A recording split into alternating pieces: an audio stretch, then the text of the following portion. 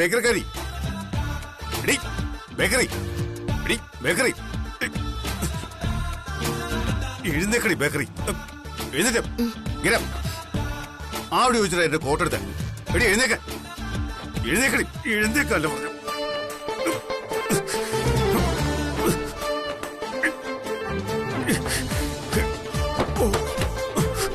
അയ്യോ ആരാടാ എന്റെ മരത്തിന് കൊമ്പ് ഇന്ന് തള്ളിയിട്ടത്? ഞാൻ പഴമാങ്ങ പറിക്കാൻ വേണ്ടി കയറിയതാ. എന്റെ പഴമാങ്ങ എന്ത്? എന്റെ പഴമാങ്ങ കിട്ടി. നാശം. നിന്നെ മാവിന്റെ മുകളിലല്ല പനയുടെ മുകളിലാണ് കയറ്റിയിരുത്തേണ്ടത്. യക്ഷിയാ നീ, ചുടല യക്ഷി. അവൾക്ക് വിരിച്ചു കിടക്കാൻ വേറെ ഒന്നും കിട്ടിയില്ല. ഇതിനെ എങ്ങനെ ഇടും?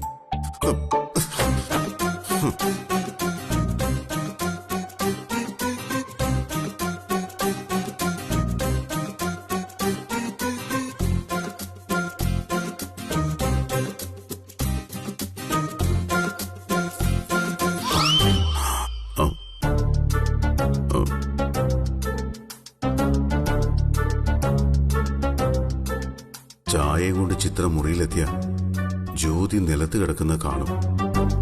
അമ്മ അറിയുകയും ചെയ്യും. എന്താ ഒരു വഴി?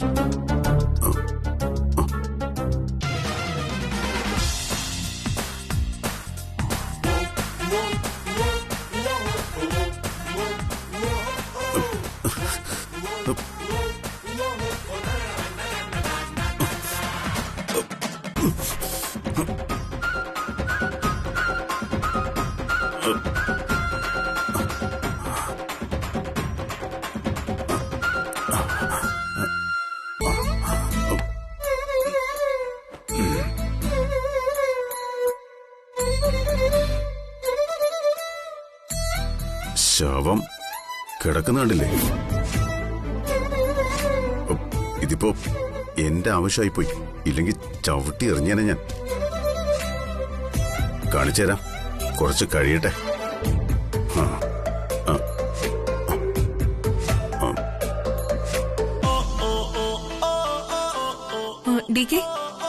ചായ.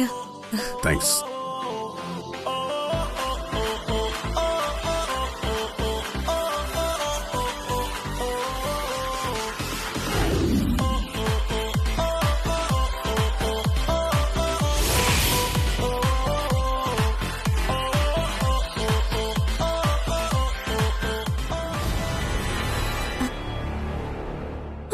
എന്റെ ദൈവമേ, പണിയാകെ പാളിപ്പോയല്ലോ.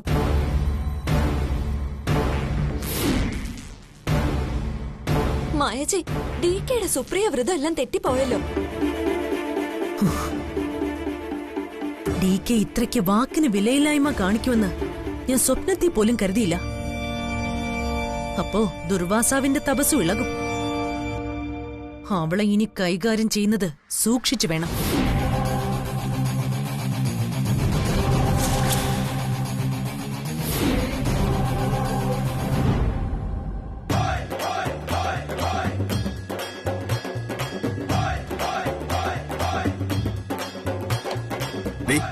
ബേക്കറിക്കാരി എണീക്കാൻ. ബേക്കറിക്കാരി എഴുന്നേക്കാൻ. എന്തൊരു നാശം ഇത്! ഇത്രയ്ക്ക് ബോധമില്ലാതെയാണ് അവൾ ഉറങ്ങുന്നത്.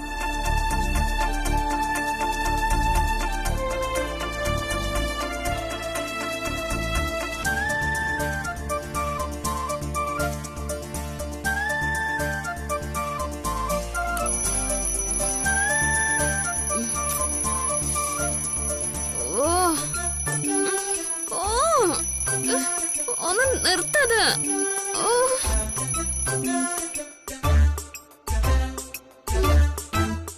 അതെ, ഞാനിങ്ങനെ ഈ പെട്ടി വന്ന് ആരാ എന്നെ ഇവിടെ കൊണ്ട് കിടത്തിയെന്ന്? ഞാൻ. നിങ്ങളോ? അയ്യോ, അപ്പൊ രാത്രി മുഴുവൻ ഞാൻ ഇവിടെയാണോ കിടന്നേ? ആ അതെ. നിങ്ങൾ എന്തിനാ എന്നെ എടുത്ത് ഇവിടെ കിടത്തിയേ?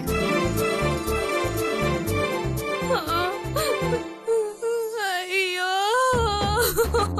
എന്റെ ഭാവി പോയേ. സത്യം പറ, എന്നെ നിങ്ങൾ പേടിപ്പിച്ചില്ല മനുഷ്യ. അയ്യോ, എന്റെ ജീവിതം പോയേ. ഇനി മിണ്ടിയ നിന്റെ വാഴ ഞാൻ ബ്ലാങ്കറ്റ് കുത്തിക്കറ്റും. ഇറങ്ങണോട് എടി, ഇറങ്ങാൻ.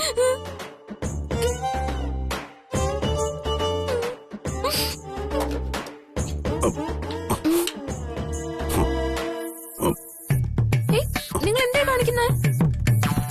നീ കിടന്നതിന്റെ അണുക്കൾ മുഴുവൻ നശിക്കണമെങ്കിൽ ഈ ബെഡ് മുഴുവൻ സാനിറ്റൈസ് ചെയ്താലേ എനിക്കിതിൽ കിടക്കാൻ പറ്റും. ആഹാ, എന്നെ ബലമായി എടുത്ത് ഇവിടെ കിടത്തിയിട്ട് നിങ്ങൾ ഇവിടെ സാനിറ്റൈസ് ചെയ്യുന്നോ?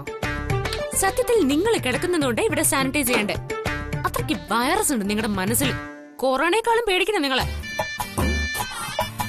ആ, അടിക്കേ, ഒരു മൊത്തം അങ്ങ് സാനിറ്റൈസ് ചെയ്യൂ. എന്നിട്ട് കുറച്ചങ്ങ് ബക്കറ്റ് കലക്കി നിങ്ങളും കൂടി നന്നായിട്ടങ്ങ് കുളിക്ക്. എന്നാലും നിങ്ങളുടെ വൈറസ് പോവില്ല. ഇഷ്ടം. പിന്നെ ഒരു കാര്യം ഞാൻ പറഞ്ഞേക്കാം. ഉറക്കത്തിൽ നിങ്ങൾ എന്നെ എന്തെങ്കിലും ചെയ്തിട്ടുണ്ടെങ്കിൽ ഞാൻ നിങ്ങളെ കോടതി കയറ്റും, പറഞ്ഞേക്കാം. അല്ല പിന്നെ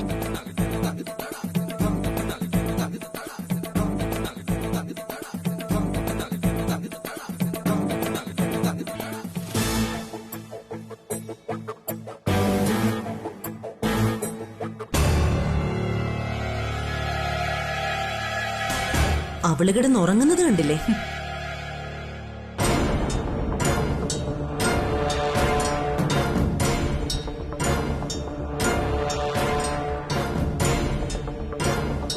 അമ്മായിയമ്മയുടെ കാല് തൊട്ട് വന്നിച്ചാ ചിലപ്പോ രാവിലെ പുണ്യം കിട്ടും. അവള് വലിച്ച് താഴെയിട്ടാലോ താരച്ചി? അത് വേണ്ട, ഒരു ഉഗ്രൻ ഐഡിയ ഉണ്ട്. ഞാൻ ഇപ്പൊ വരാം.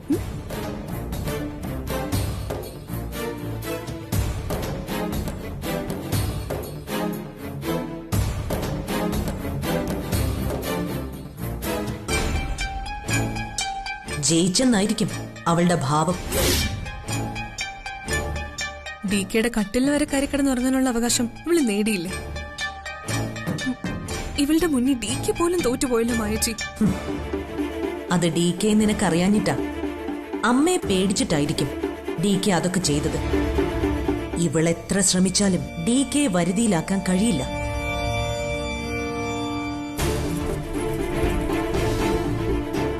മായച്ചി, ഇത് മതിയോ? തൽക്കാലം ഇത് മതി. ഇതുകൊണ്ട് അമ്മായി അമ്മയെ നമുക്ക് ശുദ്ധീകരിക്കാം.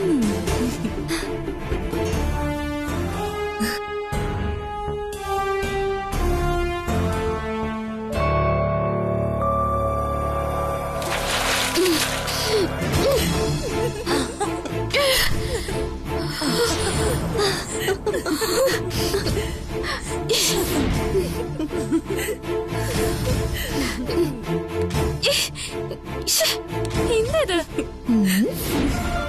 നിന്നെ ഞങ്ങളൊന്ന് ബഹുമാനിച്ചതാ. ജലശുദ്ധി എന്ന് കേട്ടിട്ടില്ലേ? അത് ശരി, 3 പേരും കൂടി എന്നെ ആക്രമിക്കാനുള്ള പരിപാടിയല്ലേ? അല്ലല്ല, നിന്നെ ഞങ്ങൾ യഥാവിധി ആദരിച്ചതല്ലേ. പകലിങ്ങനെ ഇരുന്നുറങ്ങാൻ നാണമില്ലേ നിനക്ക്? ഈ വീട്ടിൽ തുടർന്നും താമസിക്കാനാണ് ഉദ്ദേശമെങ്കിൽ ഡി കെ മാത്രമല്ല, ഞങ്ങളെയും നിനക്ക് സഹിക്കേണ്ടി വരും. ഇന്ന് ജലധാര, നാളെ ചിലപ്പോ കളഭാഭിഷേകം വരെ നടത്തിന്ന് വരാം.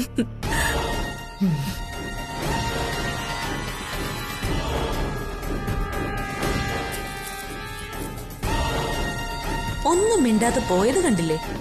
ഇത്രയേ ഉള്ളൂ ഇവള്. 1 കോടി രൂപ നഷ്ടപരിഹാരം വേണം പോലും. ചോദിച്ച ഉടനെ പൊതിഞ്ഞു കെട്ടി കൊടുത്തു വിടുമെന്ന് വിചാരിച്ചു അവള്. വരുന്നുണ്ട്. എന്താടി, എന്താ നിന്റെ കയ്യില്? എന്തായാലും നിങ്ങൾ എന്റെ മുഖത്ത് വെള്ളം ഒഴിച്ചു. എന്നാ പിന്നെ ഷാമ്പും സോപ്പും കൂടി ഇട്ട് കുളിപ്പിക്കുന്ന ജോലിയും കൂടി നിങ്ങൾ അങ്ങ് ഏറ്റെടുക്കുന്നേ. നീ ഇളയ മരുമകളല്ലേ, സോപ്പ് പുരട്ടുന്ന ജോലി നിനക്ക്. നിനക്കാവുമ്പോ നല്ലതുപോലെ അങ്ങ് പതപ്പിക്കാൻ അറിയാം. അതുകൊണ്ട് നീ എന്റെ തലയിൽ ഷാമ്പു ഇട്ടാ മതി. പിടിക്കേ. മൂത്ത മരുമകളാ വീട്ടിലെ അഴുക്കൊക്കെ നന്നായിട്ട് തേച്ച് ഒരച്ചു കഴുകി വൃത്തിയാക്കേണ്ടത്. അതുകൊണ്ട് എന്നെ തേച്ച് കുളിപ്പിക്കുന്ന ജോലി നിനക്ക്. ദാ. എടീ, ഒന്ന് അടങ്ങടി മരുമോളെ.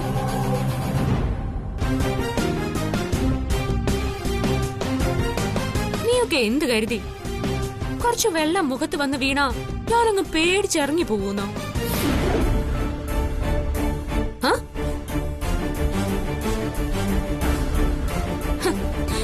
ഒരുപാട് പെരുമഴ നനഞ്ഞവളാ ഞാൻ. പിന്നെയാ നിന്റെ ഈ 4 തുള്ളി വെള്ളം. How dare you! നിനക്ക് ഇത്രയ്ക്ക് ധൈര്യമോ?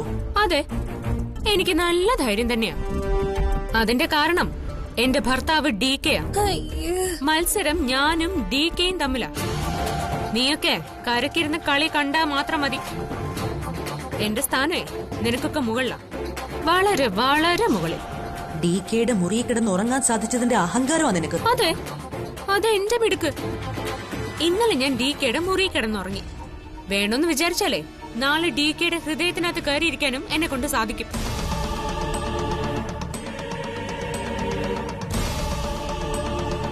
ഒന്ന് നീയൊക്കെ ഓർത്തോ, ഇവിടെ താമസിക്കുന്ന അത്രയും കാലം ഞാൻ നിന്റെയൊക്കെ അമ്മായി അമ്മ തന്നെയാ.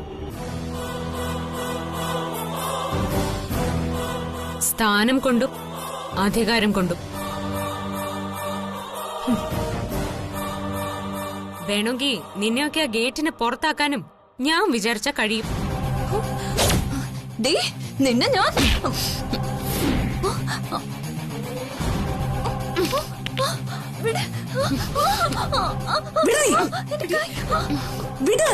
മിണ്ടിപ്പോരുതാ. ആദ്യം നീയൊക്കെ പോയി തേച്ചു കുളിച്ച് ശുദ്ധിയാവ്. മനസ്സിലെ അഴുക്ക് പോവാൻ വഴിയില്ല. എന്നാലും ഇരിക്കട്ടെ. അമ്മായിയമ്മ എന്ന് പറഞ്ഞ ആരാണെന്ന് ഞാൻ നിനക്കൊക്കെ കാണിച്ചു തരാം. ഞാൻ എന്റെ ഭരണം തുടങ്ങിയാലുണ്ടല്ലോ എന്റെ പൊന്നു മരുമക്കളെ, പിന്നെ നിന്റെ ഒക്കെ കാര്യം പോക്ക. പൊളിച്ചടുക്കി കളയും ഞാൻ. പോട്ടെ മരുമക്കളെ.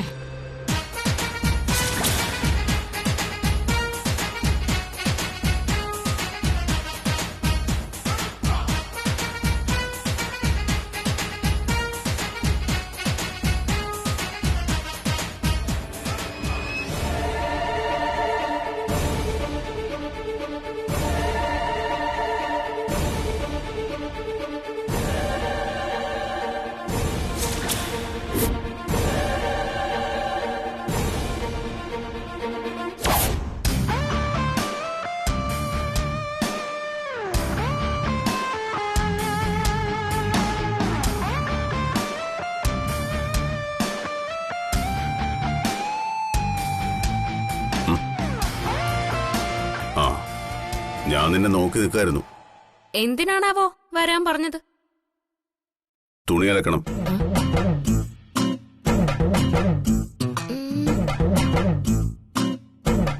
അയ്യോ, ഇത് മുഴുവൻ അലക്കാനുള്ള തുണിയാ? പാവം ജോലിക്കാരി. ഈ തുണി മുഴുവൻ അലക്കി അലക്കി അവരിന്നൊരു വഴിയാവും. അല്ല, ഇത്രയും ഡ്രസ്സൊക്കെ ആരെങ്കിലും ഒരുമിച്ച് അലക്കാനിടുവോ? അന്നന്ന് കഴുകി വെച്ചെങ്കിൽ വല്ല പാടുണ്ടോ? അല്ല, എനിക്ക് അറിയാൻ മേലാഞ്ഞിട്ട് ചോദിക്കോ? ഇതല്ലേ ഈ വീട്ടിലെ തുണികൾ മാത്രാണോ അതോ അയൽവക്കത്തെ തുണിയും കൂടി കഴുകാൻ വാങ്ങിച്ചതോ?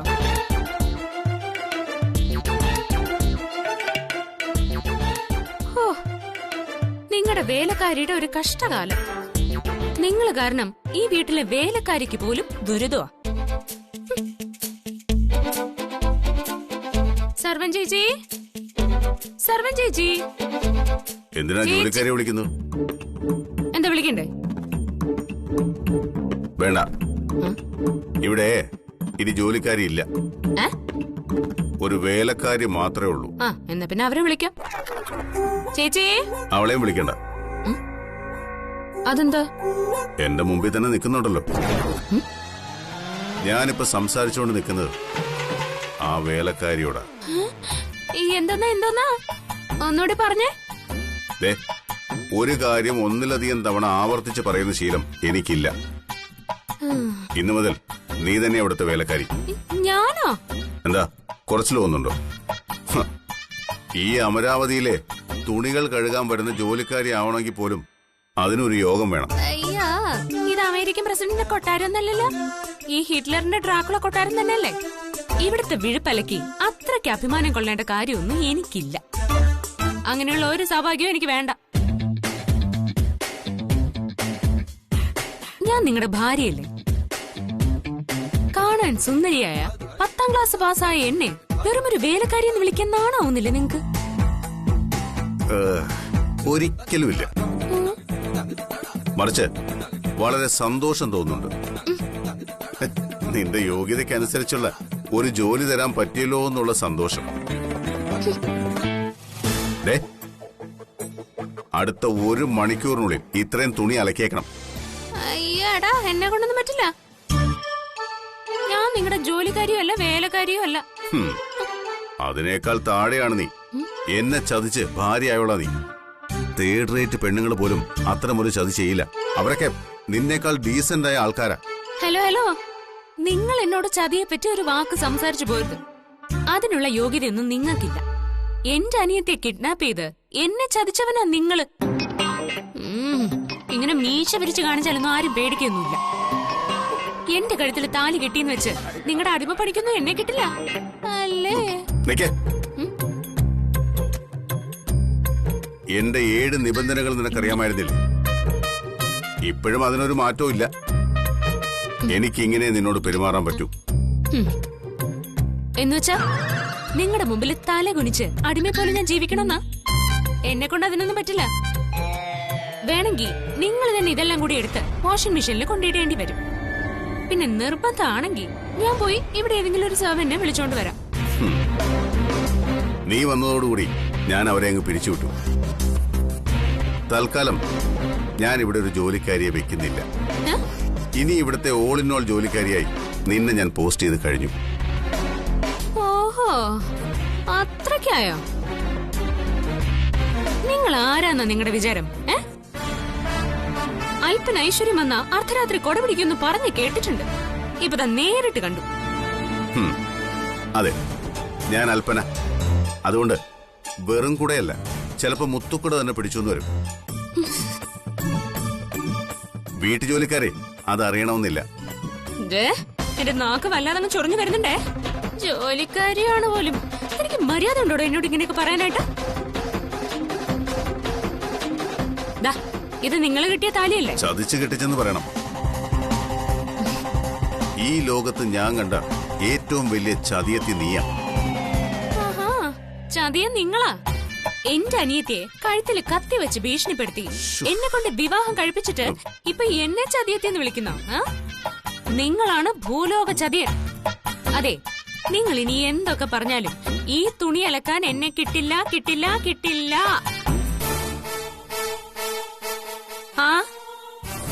പോയോ?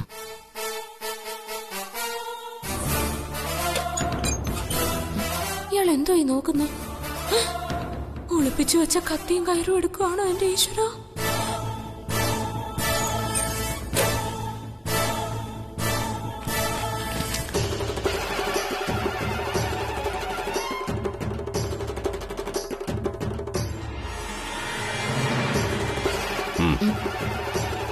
എന്തേത് പ്രമാണോ? ഓ, നിങ്ങളുടെ സ്വത്ത് കാട്ടി വീണ്ടും എന്നെ പ്രലോഭിപ്പിച്ച് ഈ തുണി അലക്കാനുള്ള പരിപാടിയാ? എന്നെ കൊണ്ടൊന്നും പറ്റില്ല. തുണി അലക്കാൻ വയ്യെങ്കിൽ നീ ഇതിലൊരു ഒപ്പിട്ടാലും മതി. എന്തേത്? Mutual divorce petition. എന്താ? അങ്ങനെയൊന്നും കേട്ടിട്ടില്ലേ? പരസ്പരമുള്ള സമ്മതപ്രകാരം നമ്മൾ തമ്മിൽ പിരിയാനുള്ള എഗ്രിമെന്റ്. ഇതിൽ ഞാനും ഒപ്പുവയ്ക്കാം. എന്നിട്ട് കുടുംബ കോടതിയിൽ കൊടുക്കാം. ഓഹോ, അത് ശരി. അപ്പൊ നഷ്ടപരിഹാരം പോലും തരാതെ എന്നെ ഒഴിവാക്കി വിടാനുള്ള കുൽസിത ശ്രമമാണല്ലേ? അങ്ങനെയൊന്നും ഞാൻ ഇവിടുന്ന് പോകുന്നു വിചാരിക്കണ്ട.